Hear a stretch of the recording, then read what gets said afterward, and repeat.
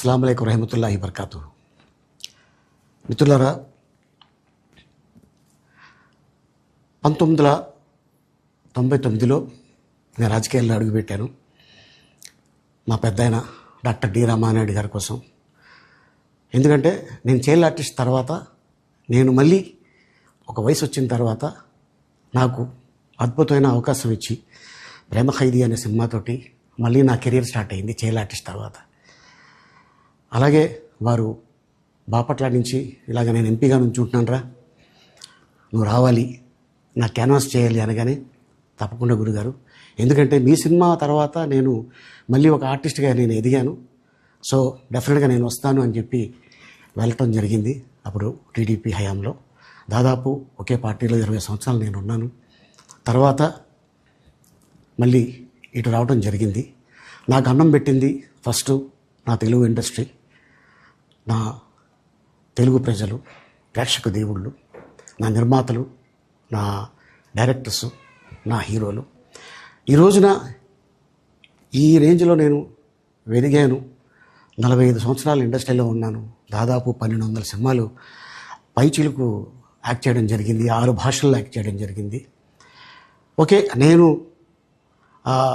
దయాగుణం ఉంది, భగవంతుడు ఇచ్చాడు కాబట్టి నాకు రాజకీయం తోడైతే కొద్దిగా 10 మందికి నేను సాయపడగలను అనే ఉద్దేశంతో రాజకీయాల్లోకి వచ్చాను తప్ప రాజకీయాలు చేయాలని రాజకీయాల్లోకి రాలేదు. ఇండస్ట్రీ నాకు ఇంత మంచి లైఫ్ ఇచ్చింది, నేనేం చేస్తే బాగుంటుంది అని నలుగురిని చూసి నేను ఒక ట్రస్ట్ పెట్టుకున్నాను మా నాన్నగారి పేరున. దాదాపు 16 సంవత్సరాలు అవుతుంది నేను ట్రస్ట్ పెట్టుకొని. ఏ రోజు కూడా, ఈవెన్ దో కోవిడ్లో కూడా ప్రతి నెల వాళ్ళకి 1000 రూపాయలు నేను సాయం చేసేవాడిని. కోవిడ్లో కూడా ఆపకుండా అలా కంటిన్యూగా సాయం చేస్తూనే ఉన్నాను. చాలామందిని నా కుటుంబంలో అవ్వచ్చు, బయట వాళ్ళు అవ్వచ్చు, చుట్టాల్లో అవ్వచ్చు, చాలామందికి చదివించాను నేను. అండ్ అలాగే మా తల్లిదండ్రులు నాకు ఇచ్చిన ఒక గుణం అది అందరితో పంచుకోవాలని చెప్పి ఉద్దేశంతో నేను ట్రస్ట్ కూడా పెట్టుకున్నాను. నా ఇన్కంలో దాదాపు 20% నేను ట్రస్ట్కి ఇవ్వటం జరుగుతుంది. గతంలో కూడా చెప్పా, ఫారిన్ కంట్రీస్లో ఏదైనా ఈవెంట్స్ చేస్తే దాంట్లో నుంచి 60% ట్రస్ట్కి వెళ్ళి 40% నేను తీసుకునేవాడిని.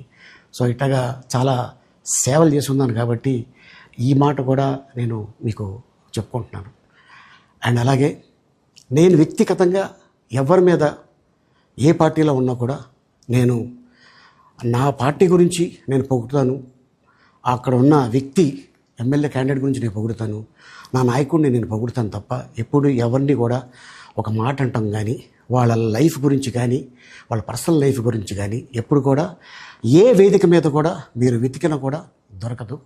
అండ్ అలాగే సో నేను ఈ రోజున మీ ముందుకి రావడానికి కారణం ఏంటంటే, నేను ఏ పార్టీ మనిషిని కాదు, ఏ పార్టీ సపోర్టర్ని కాదు, ఐఎమ్ జస్ట్ కామన్ మ్యాన్గానే ఉండి ఇక నా సినిమాలు, నా షూటింగ్లు నేను చేసుకుందాం అని చెప్పేసి అనుకుంటున్నాను.